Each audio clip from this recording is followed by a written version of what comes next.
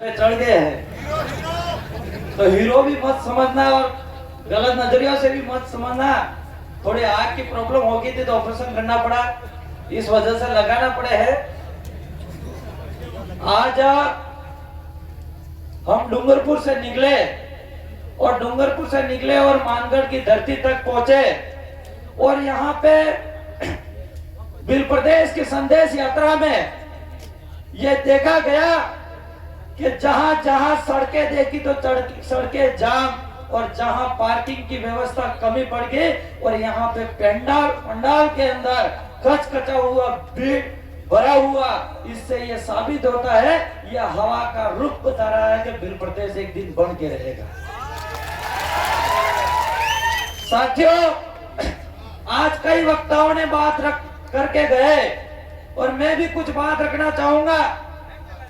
आज राजस्थान सरकार का एक सदन का हिस्सा हो, लेकिन सबसे बड़ा अगर हिस्सा हो तो मैं इस समाज का असली सिपाही हूं। और आज मैं कहना चाह रहा हूं, चाहे राजस्थान की सरकार हो, चाहे मध्य प्रदेश की सरकार हो, चाहे महाराष्ट्र की सरकार हो, चाहे गुजरात की सरकार हो, हमारे इस बिल प्रदेश के एरिया में हमारे आदिवासियों को कमजोर करने के लिए, मानसिक रूप से कमजोर करने के लिए, आर्थिक रूप से कमजोर करने के लिए दारू के ठेके खोले गए हैं। जहां पे 10 किलोमीटर पे पानी की टंकी लगनी चाहिए, वहां सरकारी दारू का ठेका लगाया गया है।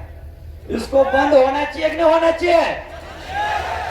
हम राजस्थान की विधानसभा में आवाज रखते हैं और मैंने खुद विधायक नहीं था, एक हड्डा बंद करा था, सरकारी दुकान वेल्डिंग करा, उसको खाली करने के बाद जाना पड़ा और विधायक बनने के बाद भी मैंने वेल्डिंग लगाया। और मैंने विधानसभा के अंदर भी आवाज रखी कि हमारे ट्राइबल एरिया के अंदर जितनी भी सरकारी अंग्रेजी दुकान है उसको बंद किया जाए और हमारे ट्राइबल एरिया के अंदर जो देसी ब्रांड सलिए के बूढ़ा बड़ो ये सालों हाउस हुए। लेकिन कई ये विधानसभा का अध्यक्ष सुनने के बाद और कई नेता मंत्री और एमएलए सुनने के बाद मेरे पास आके कहते कि तुम्हारे देसी ब्रांड हमें तो दो।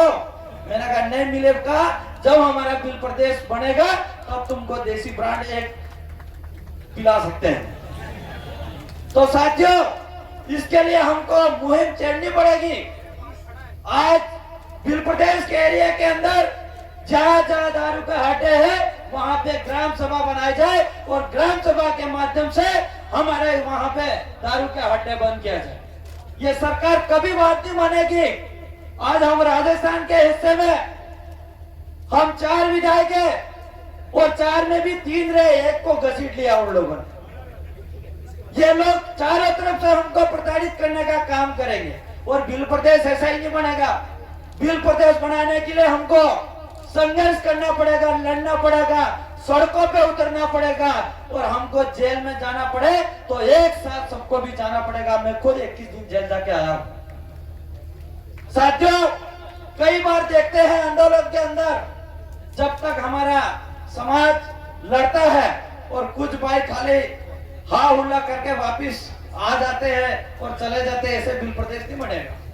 तो साथियों, बिल प्रदेश बनाने के लिए आज यहाँ मानगढ़ धाम पे हमको यहाँ पे एक प्राण लेके जाना है कि हमारे यहाँ मानगढ़ की धरती, पवित्र धरती पर जो जो बातें हुई है वो हमारे विधानसभा, हमारी ग्राम पंचायत, हमारे गांव में, हमारे घर में जाके बात करेंगे और एक नई क्रांति लाएंगे। घर घर में एक ही बात होगी, बिल प्रदेश की आवाज होगी। ये हमको संकल्प लेके जाना पड़ेगा।